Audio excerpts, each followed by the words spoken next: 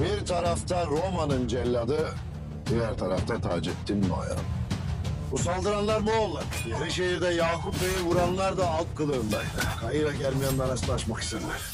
Sen anana uyup bana ihanet ettin. Çeşitlik ettin Gonca. Etmedim. Tek bir kere mecbur kaldım. Ben gayrı yüreğimi susturdum. Bitti. İyice ezmişsiniz. Kesmeye başlayın. Ama dili kalsın. Onlar da konuşacak. Konuşacak bir şeyimiz yokmuş zaten.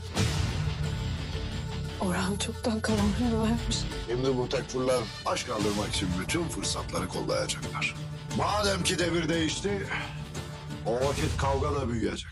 तो दोस्तों ये था new trailer. इस full episode को देखने के लिए हमारे साथ जुड़े रहिए और चैनल को सब्सक्राइब करना मत भूलिए।